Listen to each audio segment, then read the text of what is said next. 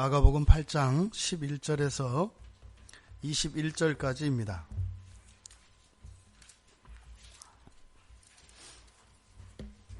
우리 같이 마가복음 8장 11절에서 21절까지 우리 같이 함께 읽겠습니다. 바리새인들이 나와서 예수를 힐난하며 그를 시험하여 하늘로부터 오는 표적을 구하거늘 예수께서 마음속으로 깊이 탄식하시며 이르시되 어찌하여 이 세대가 표적을 구하느냐? 내가 진실로 너희에게 이르노니 이 세대에 표적을 주지 아니하리라 하시고 그들을 떠나 다시 배에 올라 건너편으로 가시니라. 제자들이 떡 가져오기를 잊었음에 배에 떡 한 개밖에 그들에게 없더라. 예수께서 경고하여 이르시되 삼가 바리새인들의 누룩과 헤롯의 누룩을 주의하라 하시니 제자들이 서로 수군거리기를 이는 우리에게 떡이 없음이로다 하거늘 예수께서 하시고 이르시되 너희가 어찌 떡이 없음으로 수군거리느냐? 아직도 알지 못하며 깨닫지 못하느냐? 너희 마음이 둔하냐? 너희가 눈이 있어도 보지 못하며 귀가 있어도 듣지 못하느냐? 또 기억하지 못하느냐? 내가 떡 5개를 5,000명에게 떼어줄 때에 조각 몇 바구니를 거두었더냐? 이르되 12이니이다. 또 7개를 4,000명에게 떼어줄 때에 조각 몇 광주리를 거두었더냐? 이르되 7이니이다. 이르시되 아직도 깨닫지 못하느냐? 하시니라.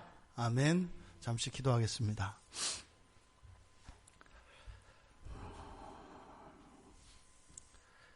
살아계신 하나님,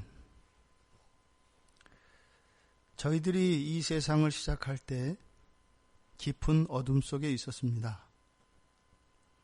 또한 이 세상에 태어날 때 저희들의 영혼은 깊은 어둠 가운데 저주받은 운명으로 주어져 있었습니다. 하지만 하나님께서는 창세전에 저희들의 이름을 불러주셨고 구원하시기로 예정하셔서 하나님의 선하신 때에 저희들 각자를 하나님의 종들을 보내셔서 하나님 말씀 앞으로 인도하여 주셨습니다. 그리스도의 십자가의 은혜를 알고 그 공로로 저희들에게 특별히 주어진 이 구원의 은총을 감사하면서도 여전히 저희들의 마음에는 깊은 어둠이 있음을 고백합니다.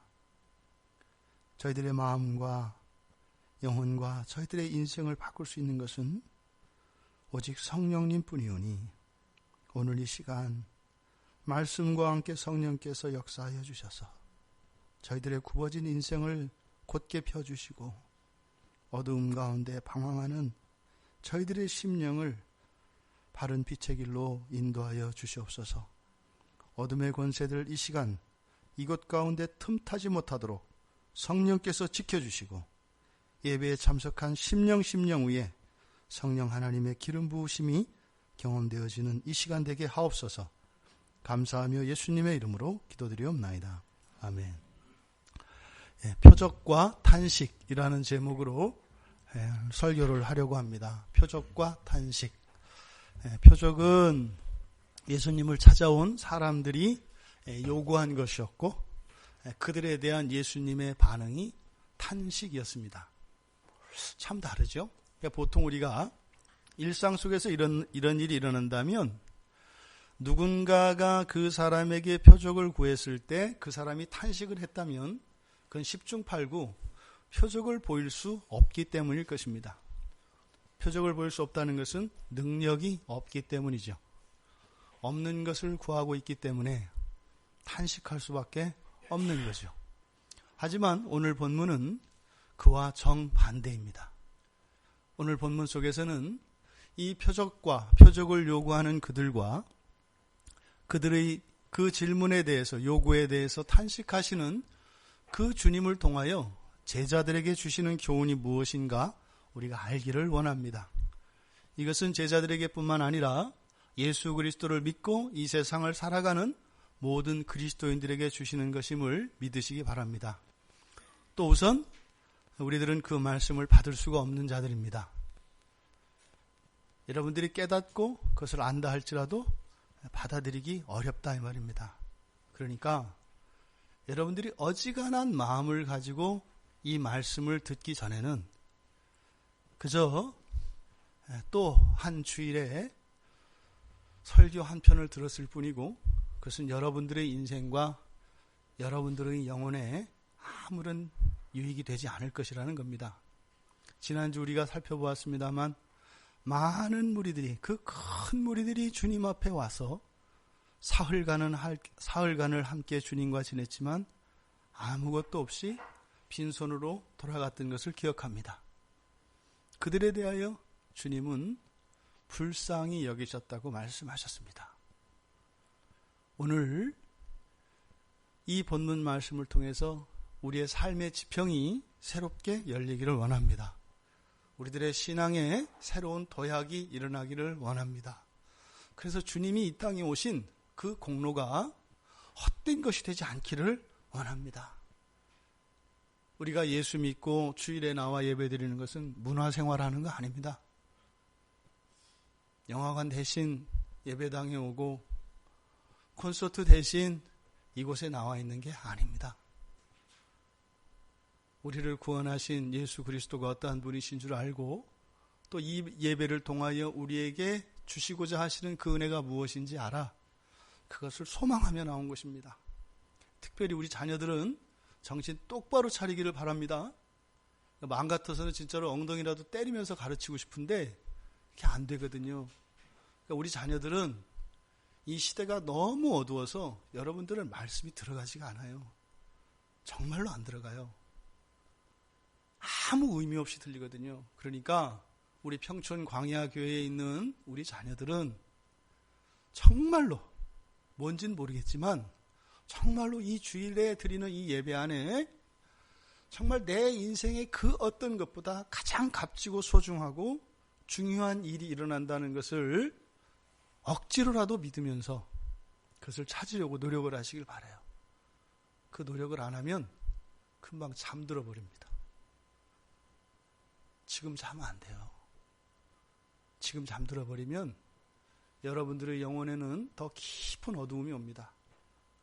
여러분의 영혼에 어둠이 끼면 여러분들의 인생은 어렵습니다. 부디 어려운 길로 돌아가지 말고 주님과 함께 밝은 빛 가운데로 걸어가는 우리 자녀들 다 되기를 바랍니다.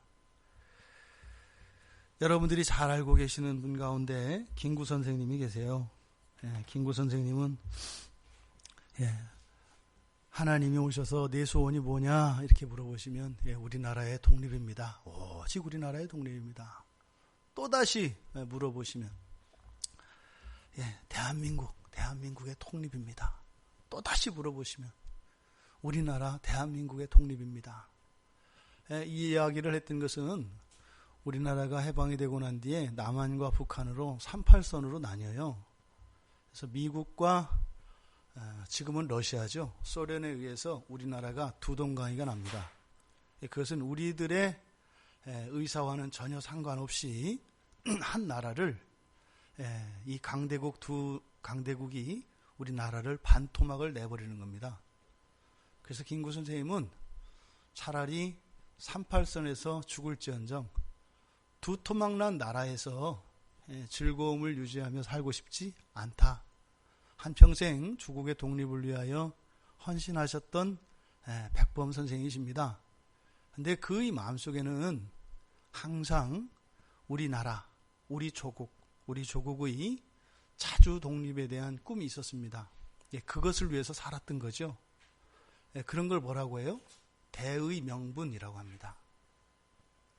이 시대는 죽었습니다. 이미 대의 명분이 죽은 시대를 살아갑니다. 오늘 주님께서 주시는 교훈이 이 대의 명분과 관계되어 있습니다. 그러면 제가 좀 전에 말씀드린 것처럼 이 대의 명분이 죽은 시대라고 말씀을 드렸는데 그럼 대의 명분을 가지고 대의 명분의 삶을 살아라. 결론적으로 이야기하면 이 얘기거든요. 근데 이게 죽었다 그랬잖아요. 여러분들한테 맞지 않는 얘기라고요. 지금은 여러분들은 그 말을 받아들이지 않는다 이 말입니다. 그런데 이 설교가 끝났을 때 여러분들의 삶 속에 그 대의 명분을 따라 살아갈 수 있는, 그렇게 살아야 되겠다고 하는, 그것이 옳다고 하는, 그것이 나에게 참된 행복이고 기쁨이 된다고 하는 그런 확신이 성령을 통하여 여러분들에게 주어지기를 바랍니다. 바리새인들이 나와서 예수를 힐난하여 그를 시험했다, 이렇게 되어 있습니다. 여기서 바리새인들이 나왔다라고 하는 것은 특별한 목적을 가지고 온 것을 의미합니다. 나왔다 이 말이에요. 어떤 일을 하기 위해서 나왔다 이 말입니다. 그래서 그런데 그들이 주님 앞에 와서 한 것이 뭐예요? 힐난했다, 이렇게 이야기합니다. 그래서 힐난이라고 번역된 단어는 토론이에요. 토론하는 겁니다. 그리고 논쟁하는 겁니다. 어떤 주제를 가지고 서로의 생각을 나누는 것, 그것을 여기서 힐난했다, 이렇게 번역을 한 거예요. 그런데 서로 생각을 나누고 토론한다라고 하는 이 단어가 여러 가지가 있어요. 그런데 지금 여기에서 사용된 이 힐난하다라고 번역된 이 단어는 신약 성경에서 10번 사용됩니다. 그런데 마가복음에 6번, 그리고 누가복음에 2번, 사도행전에 2번, 이렇게 해서 총 10번 사용돼요. 그러니까 마가가 가장 많이 사용한 거죠. 그렇죠? 그런데 누가도 이 단어를 사용했고 또 사도행전에서도 2번 사용되어지는데 사도행전 또한 누가가 저작한 거죠. 그러니까 결국 이 단어는 마가와 누가만 사용한 단어입니다. 그런데 공통적인 것은 뭐냐면 여기서 논쟁하는 주제가 뭐냐? 그것이 무엇인가 하면 예수님이 누구인가에 대해서 토론할 때만 이 단어를 씁니다. 예수님이 누구인가에 대해서 토론할 때 사용된 단어가 바로 이 단어입니다. 그런데 토론하다라고 하지 않고 여기다 힐난하다 이렇게 이야기한 것은 바로 뒤에 있는 내용과 관계되어 있습니다. 그들이 예수를 힐난하여 어떻게 했다? 시험했다. 그러니까 이 논쟁 자체가 정말로 나의 생각과 예수님의 생각을 서로 주고받아서 어떤 결론을 도출해내려고 하는 것이 아니라 그 논쟁 자체가 무엇이었다? 예수님을 시험하기 위한 것이었다. 그래서 이것은 정상적인 토론이라고 볼 수 없기 때문에 이것을 힐난이라고 이렇게 번역한 겁니다. 여기서 시험했다라고 할 때 이 단어는 고린도전서 10장 9절과 히브리서 3장 8절에도 또 사용되는데 구약에서 있었던 일들에 대해서 얘기합니다. 그게 뭐냐면 광야에서 이스라엘 백성들이 하나님을 시험한 일들을 거론해요. 그러니까 여기서 시험했다라고 하는 것은 누구를 시험한 거예요? 하나님을 시험한 걸 말해요. 예수의 하나님 되심을 시험하려고 했다. 이 말은 뭐예요? 인정하지 않는다는 겁니다. 지금 이 바리새인들이 예수님을 찾아온 목적은 바로 이겁니다. 예수의 그리스도 되심을 반박하고 그것을 부정하기 위해서 예수님에게서 어떤 흠집을 찾으려고 지금 찾아온 것이다. 이렇게 얘기하는 겁니다. 그들이 예수님께 무엇을 구했어요? 표적을 구했습니다. 표적. 근데 표적이 어떤 표적이에요? 하늘로부터 오는 표적. 이게 무슨 말일까요? 그러니까 당신이 그리스도라면, 다시 말해서 하늘에서 온 사람, 하늘에서 온 메시아라고 하는 그 표적을 보이십시오, 이 말입니다. 그런데 이 표적이라고 하는 이 단어는 기적이라고 하는 의미도 있습니다. 그리고 어떤 표시를 나타내기도 합니다. 이게 두 가지 의미가 다 있어요. 그런데 마가는 이 단어를 기적과 관련해서 쓰지 않습니다. 그러니까 우리 학생들이 어느 학교 학생이라고 하는 표시를 어떻게 내요? 교복을 입지 않습니까? 바로 그걸 말하는 겁니다. 여러분들이 평촌광야교회 교인이면은 그 집 앞에 가면 어떻게 교패가 붙어 있잖아요. 그죠? 그러니까 평촌광야교회 교인의 교패가 이렇게 붙어 있단 말이에요. 이 표시를 말하는 거다 이 말입니다. 그러니까 마가는 기적을 이야기할 때 그때는 듀나메이스라고 하는 다른 단어를 사용합니다. 그래서 기적에 관련해서는 여기에서 사용한 이 표적으로 사용된 이 단어를 절대 사용하지 않습니다. 그러니까 예수님한테 무슨 기적을 일으켜봐라 이 얘기가 아니에요. 당신이 메시아라고 하는 증거를 무슨 표시라도 좀 보여봐라. 이런 의미인 겁니다. 그때 예수님의 반응은 탄식하셨다 그래요. 마음속으로 깊이 탄식하셨다. 딱 한 번만 사용된 단어입니다. 마음속에서 나오는 탄식. 이때 이 탄식이라고 하는 것은 마음에 있는 슬픔이나 분노, 또 어떠한 것들에 대한 강한 열망에서 나오는 한숨을 말합니다. 큰 무리들에 대해서는 예수님이 어떤 마음을 가지고 계셨어요? 불쌍히 여기셨어요. 아주 오랫동안 예수님과 함께 있었는데 아무 유익도 얻지 못하고 심지어는 오히려 예수님을 만난 것이 그들에게 고생이 된 것 같은 큰 무리들을 향해서는 예수님이 불쌍히 여기셨습니다. 그때 불쌍히 여기는 것은요, 애간장이 녹는다, 애간장이 타는 것 같다 그랬어요. 왜요? 바로 주님 앞에 갔는데, 주님 앞에 왔는데, 차라리 주님 앞에 오지라도 않았더라면, 주님을 만나지도 못했더라면, 그 구원을 얻을 수 없다면 그것도 사실은 안타까운 것이고 너무나 안타까운 건데, 코앞에 주님을 두고서도 그 주님에게서만 얻을 수 있는 유익을 얻지 못하고 돌아가는 그들을 향하여 주님이 불쌍히 여겼다고 했습니다. 그런데 지금 예수님을 찾아온 이 사람들은 누구입니까? 여호와 하나님의 정통 계승자라고 생각하는 사람들이에요. 다른 사람은 몰라도 나만큼은 하나님이 분명히 인정한 사람이다라고 하는 자부심을 가지고 있는 그런 사람들입니다. 그들이 지금 예수님께 표적을 구하고 있는데 그들에 대한 예수님의 탄식은 마음속 깊은 곳에서 탄식을 하셨다고 얘기합니다. 우리말 성경에는 여기에 생략되어 있는데 그 영으로 이렇게 되어 있습니다. 그 영으로 탄식했다.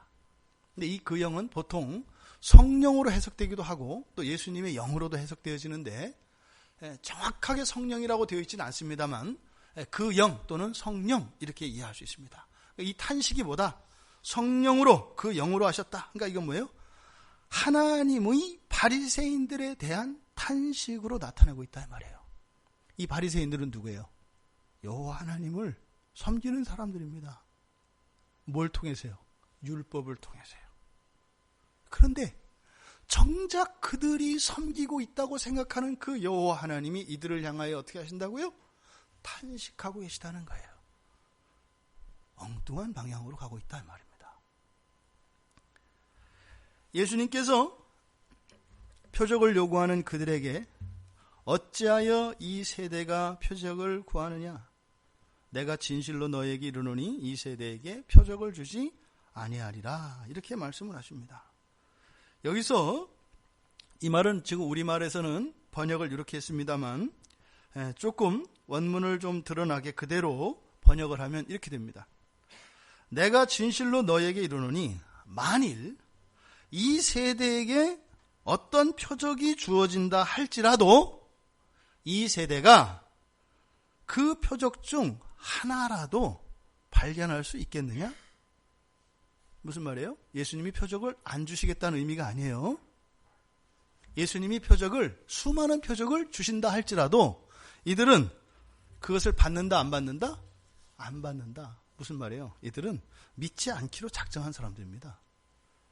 표적을 구하고 있지만 이들이 구하는 표적은 그것을 보면 믿겠습니다라고 하는 것이 아니라 이미 아니다라고 하는 결론을 가지고 지금 예수님 앞에 나와서 표적을 보이십시오라고 빈정거리고 있다 이 말입니다. 이들을 향하여 예수님께서는 이들은 상대할 가치도 없다. 이들에게는 이야기할 가치도 없다. 그런 의미로 제자들과 함께 바로 떠나버리십니다. 그래서 13절에 그들을 떠나 다시 배에 올라 건너편으로 가셨다.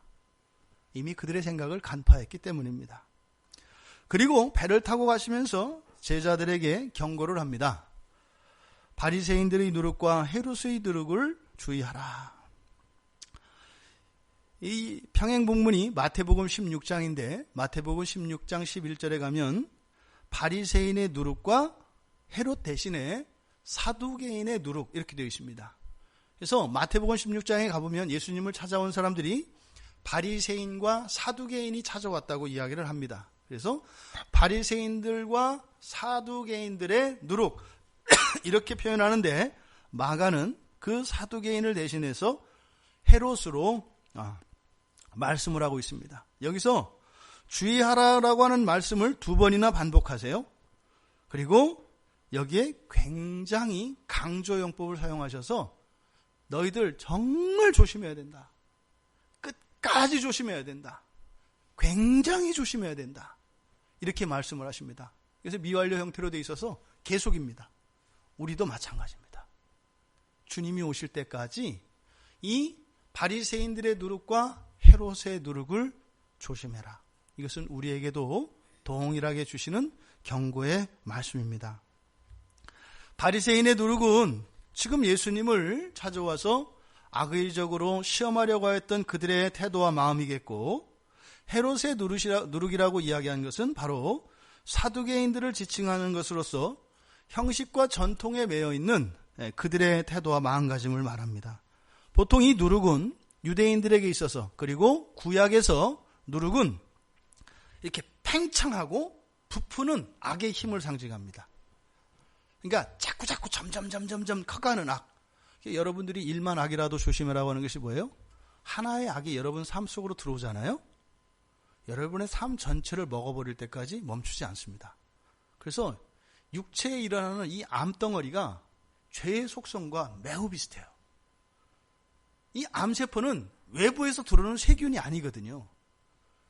나 자신입니다. 그런데 어떻게 해요? 나의 생명을 파괴합니다. 뭐 때문에?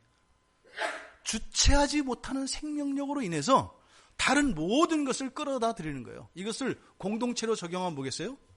한 개인이 자기 개인만을 위하여 살아가는 것을 말합니다. 공동체 전체를 한 개인의 유익을 위하여 전부 집중시키는 걸 말해요. 절대군주 같은 이런 거죠. 이게 죄의 속성이고, 이런 절대군주의 속성이고, 우리 몸에 있어서는 암의 속성입니다. 이 누룩이 가지고 있는 의미입니다. 여러분들이 그래서 타협하면 안 됩니다. 근데 이미 우리는 온몸에 암이 퍼져 있어서 손을 댈 수가 없어요. 여기를 대려면 저쪽이 걸리고, 저쪽을 대려면 이게 걸려서 할 수가 없어요. 그러니까 제일 병 걸렸을 때, 이 암이 왔을 때 제일 곤란한 게 간과 췌장이나 신장 이렇게 같이 왔을 때입니다. 수술을 못해요. 근데 그냥 두면 죽어요. 그러니까 이럴 수도 없고 저럴 수도 없어요. 이런 겁니다. 이게 사실 오늘날 우리 그리스도인들, 저도 예외 없습니다. 왜요? 저희 삶 속에 구조적으로 들어와 있는 이런 악과 이런 것들이 이미 저희 삶 속에도 배어 있어요. 여러분들 안에도 마찬가지고요. 이거를 인정을 하셔야 돼요. 이거를 인정해야 된다 이 말입니다. 왜 인정해야 돼요? 그래야 주님께 도움을 구하니까요. 인정하지 않으면 도움을 안 구해요. 오히려 도와주려고 하면 어떻게 해요? 도망간단 말이에요. 도망만 가요? 돌멩이 던진단 말이에요. 칼을 들고 쫓아오니까 나 죽이려고 한다고. 이거는 어제 오늘의 이야기가 아닙니다. 예수님이 오셨을 당시나 지금이나 조금도 변함이 없습니다. 그래서 이 누룩을 조심하라는 거예요. 누룩을. 근데 이 누룩을 바리새인의 누룩과 헤롯의 누룩으로 이야기를 합니다. 여기서 바리새인의 누룩은 뭐겠어요? 그러니까 바리새인들의 가르침 안에 있는 잘못되어진 것들이겠죠. 또 헤롯의 누룩은 사두개인들의 가르침 안에 있는 잘못된 것들이에요. 이게 뭐다? 이게 부풀어서 암덩어리와 같이 너희들의 신앙을 먹어버리고 너희들의 생명을 삼켜버릴 것이다. 정말로 조심해야 된다. 이 얘기를 하신 거예요. 그렇다면 바리새인들의 누룩은 뭐겠어요? 바리새인들은 뭐한 사람들이에요? 율법 지키는 것을 하나님보다 더 소중히 여기는 사람들입니다. 율법을 지키고 있는데 하나님이 잠깐 나와라. 그럼 어떻게 되는 거예요? 저 하나님이 율법을 어기는 못된 하나님이네. 이런다 이 말이에요. 뭐가 잘못된 건지 아시겠죠? 율법을 지키는 이유가 뭐예요? 하나님을 섬기기 위한 거예요. 그런데 하나님이 와도 율법보다 우선순위가 밀린다 이 말입니다. 이런 걸 뭐라 그래요? 외식이라 그래요. 잘못된 신앙이에요. 이게 바리새인들의 누룩입니다. 이들은 그저 율법을 지키는 것 자체가 중요했습니다. 그것 자체가, 그 형식 자체가 의미가 있습니다. 그러니까요, 조금만 바뀌면 못 견뎌요. 여러분들도 그런 거 있잖아요. 그럼 아니, 그렇게 하면 안 되는 거예요. 특히 부모들에게 자식들에 대한 태도가 그런 게 있어요. 그렇게 하면 안 되는 거예요. 자기가 진리도 아니면서 부모 뜻대로 하면 자녀들이 부모가 원하는 대로 되나요? 그거 절대 아닌 거 알거든요. 그런데 어떻게 해요? 그거 아니면 안 되는 거예요. 그러니까 사실은 그렇게 생각하는 게 자녀들을 사랑하기 때문인데, 오히려 어떤 사소한 어떤 규칙이나 자기가 정해놓은 법칙을 어겼다 그래서 사랑을 완전히 뭉개버리는, 빈대 잡겠다고 초가상관 태우는 이런 일들이 일어나는 거예요. 이게 바로 바리새인들의 누룩입니다. 기독교는 어떤 종교라고요? 사랑의 종교입니다. 그 어떤 것도 사랑보다 우선할 수 없습니다. 그 어떤 것도. 이것이 바뀌면 안 됩니다. 그런데 이들은 율법의 이름으로 예수님도 처단하고 지체들도 처단하고 동족도 갈라버리고 형제도 잘라버리는, 이거 비슷한 짓 하는 놈들이 이단 놈들이죠. 기독교라는 이름으로, 구원이라는 이름으로 부모 형제를 마귀로 만들어버리고, 이런 말도 안 되는 일들이 그대로 나오죠. 이게 바로 바리새인들의 누룩입니다. 그렇다면 헤롯의 누룩은 무엇이겠는가? 헤롯의 누룩은 바로 사두개인들을 의미한다고 그랬어요. 사두개인들은 누굽니까? 메시아 안 믿습니다. 천사 안 믿습니다. 내세 안 믿습니다. 그들은요, 여기가 천국입니다.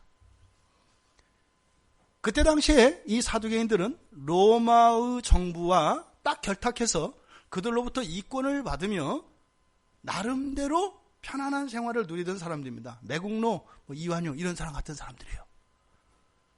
그러니까 이 오죽하면 사두개인들을 헤롯으로 비교했겠어요. 그러니까 이 사두개인들에게 있어서 기독교 신앙은 뭐예요?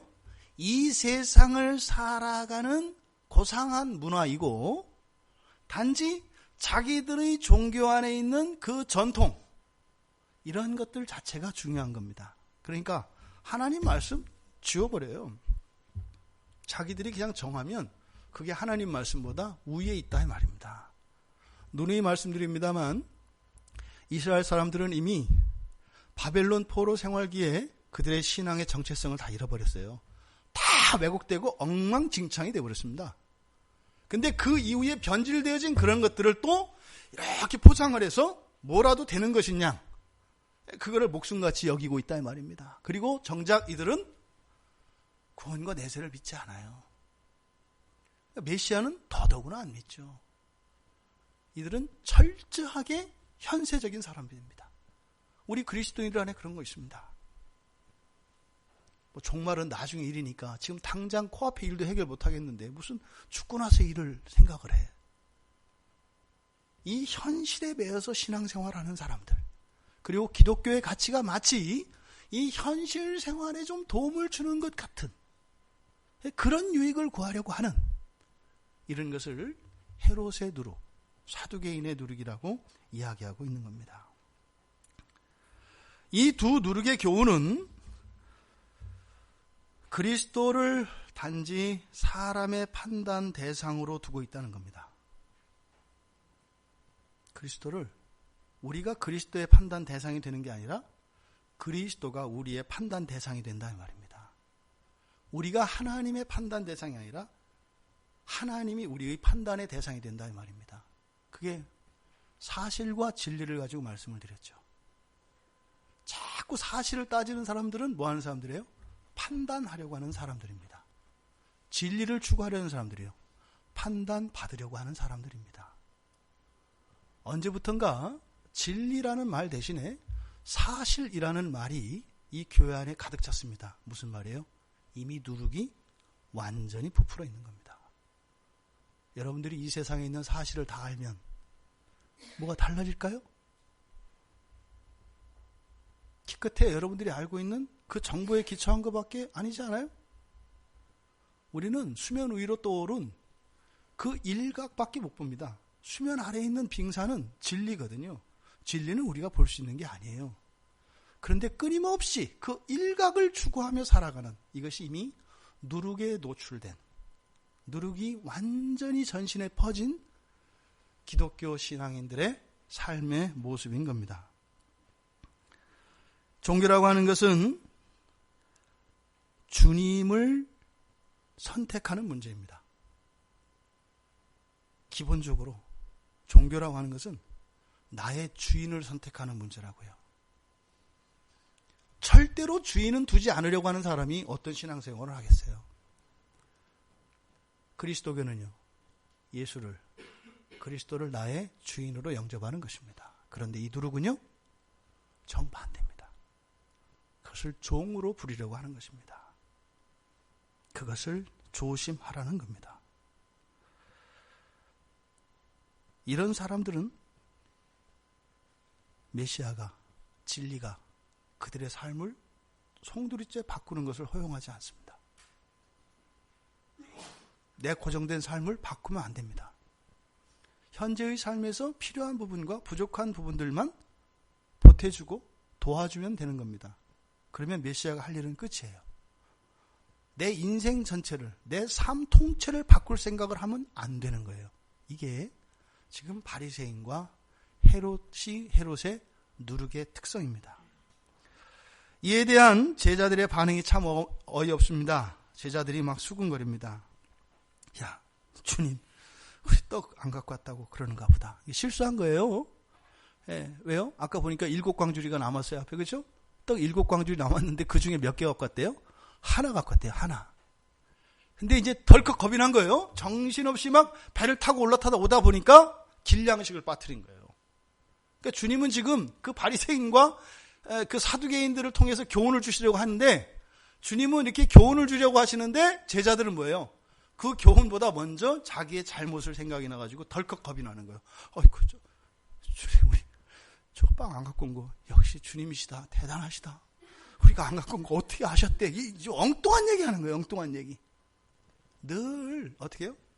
자꾸 우리들의 잘못과 우리들 안에 있는 실수와 이런 것들을 자꾸, 그 얘기 안 해도 다 알아요. 앞으로도 계속 할 거란 말이에요. 그 얘기 안 해요. 뭐 그 진리게 그 얘기를 하겠어요? 그거 아니란 말이에요. 그런데 제자들은 여전히 덜컥 놀라는 거예요. 야, 우리가 실수한 게 그거 하나겠어요? 말을 안 해서 그렇지? 그러니까 고작 그거 하나 생각내고 뭐나 좀 아는 것처럼. 전혀 아닌 거죠. 실수를 자각하고 자책하는 모습이 참 너무나 어이없습니다. 예수님이 제자들을 보고 또 탄식하시는 거예요. 야, 니네 어떻게 떡이 없다고 그래서 그렇게 수군거리냐? 뭐예요? 아니, 아까도 4,000명 먹였고 5,000명 먹이는 거 봤잖아. 내가 지금 너희들한테 그거 물어보겠냐? 가다가 길량식 떨어질까 봐 그걸 물어보겠어? 제자들한테는 안 되는 거예요. 그러니까 주님이 뭐라고 하세요? 아직도 알지 못하며 깨닫지 못하느냐? 그리고 뒤에서 눈이 있어도 보지 못하고 귀가 있어도 듣지 못하느냐? 이거는 이사야 선지자가 6장 9절과 10절에서 하나님께 소명을 받을 때 하신 말씀인데, 하나님이 이스라엘 백성들을 그때 이사야 선지자를 통해서 어떻게 하겠어요? 눈 멀고 귀 머거리로 만들어버렸습니다. 왜요? 회개하고 구원 못 받게 하려고. 똥 시컷 먹으라고. 그때 이사야의 소명이 그거예요. 누가 나를 위해 갈 거, 그게 거룩한 소명이 아니에요. 어떻게 해요? 자기 백성들을 눈 멀게 하고 귀 멀게 해서 하나님 말씀 못 듣게 하는 소명이에요. 여러분 가시겠어요? 살리는 소명이 아니라 하나님의 진노 아래 있게 하는 소명이에요. 그러면 하나님이 선지자를 통해서 그 소명을 주셨으니까 그 소명을 따라 했겠어요? 안 했겠어요? 했겠죠? 그럼 이스라엘 백성들이 눈이 멀고 귀가 먹었겠어요? 안 먹었겠어요? 그렇게 됐겠죠? 지금 주님이 이사야 선지자의 말씀을 인용하는 것은 뭐예요? 내가 너희들을 눈 띄워주고 귀 열어줬잖아. 그때는 선지자를 통해서 눈 멀게 하고 귀가 먹어서 들을 수도 없고 볼 수도 없었지만, 이 복음을 통해서, 복음은 뭐예요? 바로 앞에서도 귀를 열어줬잖아요. 바로 뒤에 보면은 또 눈을 띄워줍니다. 복음이 하는 게 뭐예요?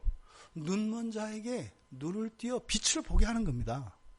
귀머거리에게 귀를 열어 진리를 듣게 하는 겁니다. 그게 복음의 능력이에요. 그게 예수님이 오신 목적이에요. 그게 예수님이 제자들을 삼은 목적이에요. 그런데 니놈들은 왜 여전히 눈 감고 귀머거리로 있냐 이 말이에요. 예전에는 눈 멀고 귀 먹어서 그랬다고 치자. 지금은 눈도 열렸고 귀도 열렸는데 왜 못 들어? 이것을 뭐라고 하는 거예요? 아직도 알지 못하며 깨닫지 못하냐? 주님 마음이 얼마나 아프시겠냐고요. 멀었던 눈을 떼어줬는데 보지 못한다고 안 보인다고 아우성을 치는 거예요.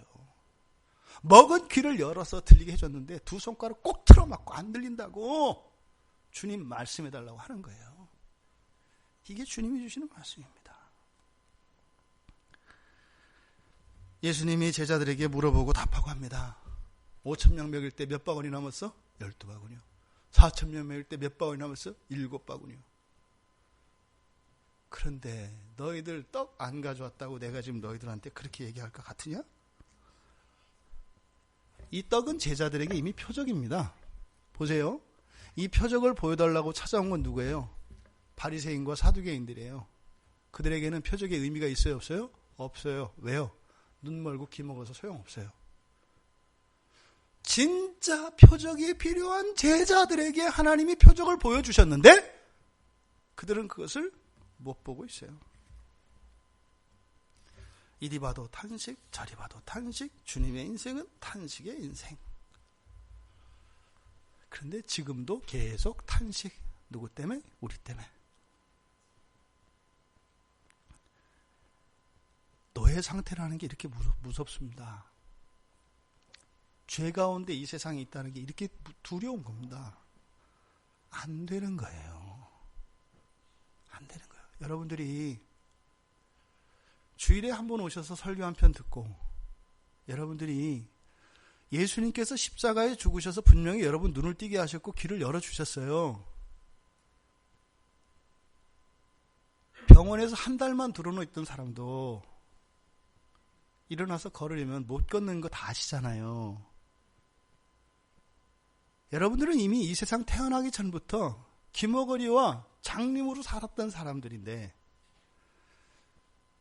주님의 능력으로 십자가에서 여러분의 눈을 띄워주고 길을 열어준다고 그래서 자동적으로 들릴 거다, 볼 거다 생각하지 마세요. 그렇게 되는 게 아니에요. 아니, 다리 다쳐서 병원에 누웠다 일어나서 걸으려고 해도 최소한 물리치료를 한 달 정도를 받는데 어떻게 노예로 완전히 매였던 사람들이 풀어줬다 그래서 자유를 누릴 거라고 생각을 해요? 못 떠난다니까요. 하버드 대학에서 예전에 원숭이를 상대로 시험한 적이 있습니다. 굉장히 유명한 시험이에요. 원숭이 시험이라고. 원숭이가 뭘 좋아하죠? 바나나를 좋아합니다. 그래서 바나나를요 천장에다 매달아놔요. 그리고 사다리 올라갈 수 있도록 사다리를 매놓습니다. 그리고 원숭이를 딱 풀어줘요. 그럼 어떻게 됐어요? 들어가자마자 사다리를 타고 막 올라갑니다. 그럼 그 위에서 뜨거운 물을 확 끼얹어버려요. 올라갈 때. 그럼 원숭이가 어떻게 했어요? 깜짝 놀라서 펄쩍 뛰어내리겠죠? 조금 지나면 어떡할까요? 예, 자꾸 눈이 클릭해요. 또 막 올라갑니다. 처음에는 이렇게 눈치 보다가 물 안 나오니까 될까 또 바다닥 올라갑니다. 그때 뜨거운 물을 확 붓습니다. 또 그냥 깜짝 놀라고 뒤집어지고 공중제비를 들고 내려옵니다. 5번, 6번, 7번 합니다. 이제는 아예 쳐다도 안 봅니다. 이게 노예 상태예요. 그 다음에 다른 원숭이를 하나 집어넣습니다. 그럼 어떻게 할 것 같아요? 그 원숭이는 바나나를 향해서 막 올라가려고 합니다.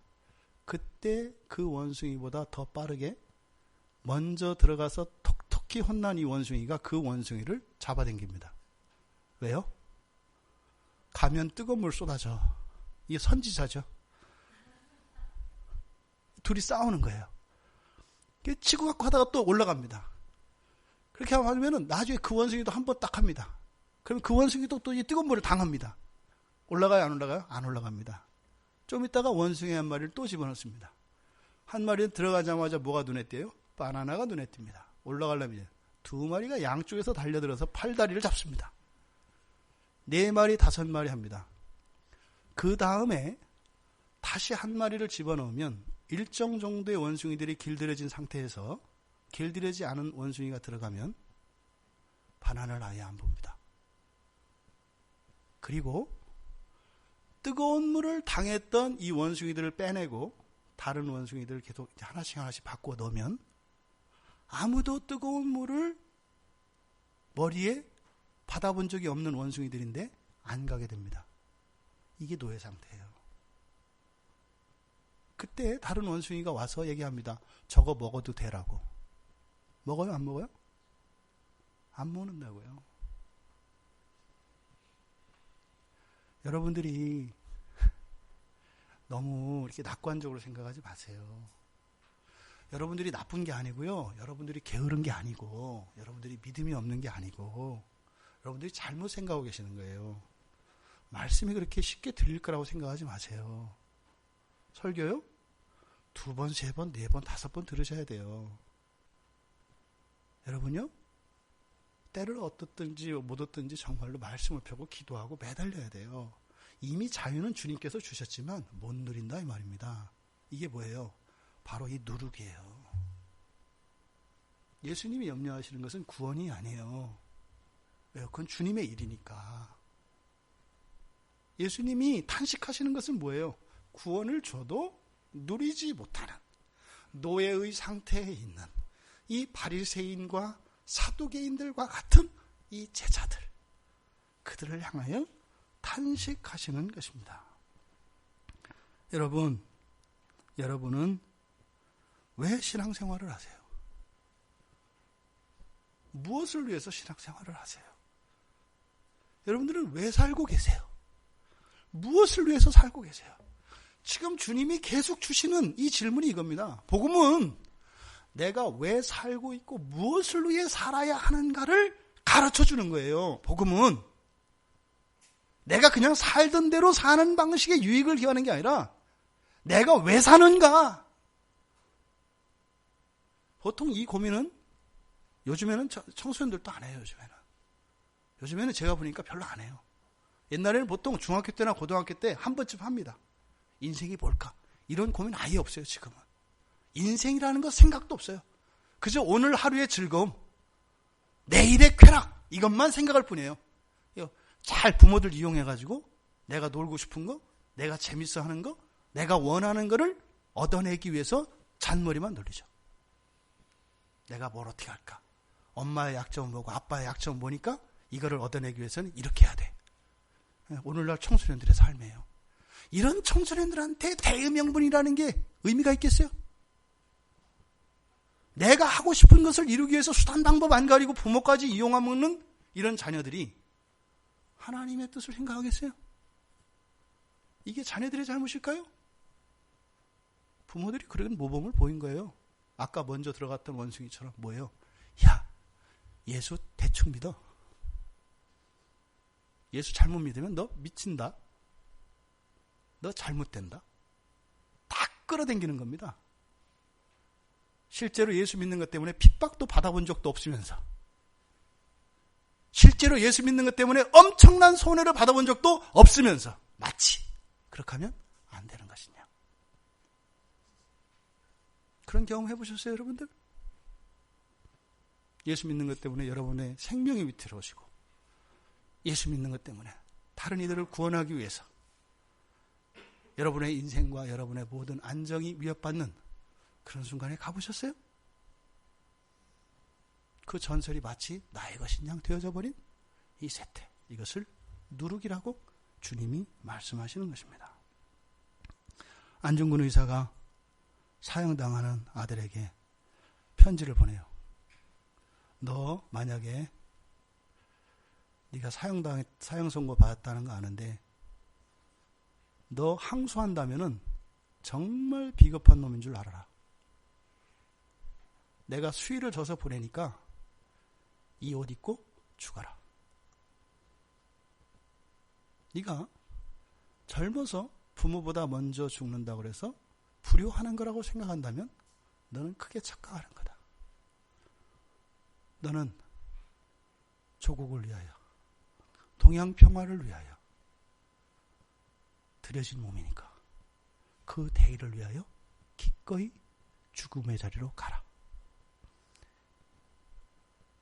김구 선생님이나 안중근 의사의 부모님이나 안중근 의사 모두 다 기독교인이었습니다. 왜 이분들이 이런 생각을 했을까요? 바로 예수에게서 그 들은 복음이 그들로 하여금 그런 인생을 살게 한 겁니다. 어떤 인생이요? 대의 명분을 위하여 살아가는 삶. 복음은 하나님 나라라고 하는 대의 명분을 위하여 인생을 살아가라. 이것이 복음의 내용입니다. 그 복음을 가져다가 바리새인과 사두개인처럼 이 세상의 어떤 유익을 구하려고 하는 이런 누룩을 조심해라. 복음은 뭐다?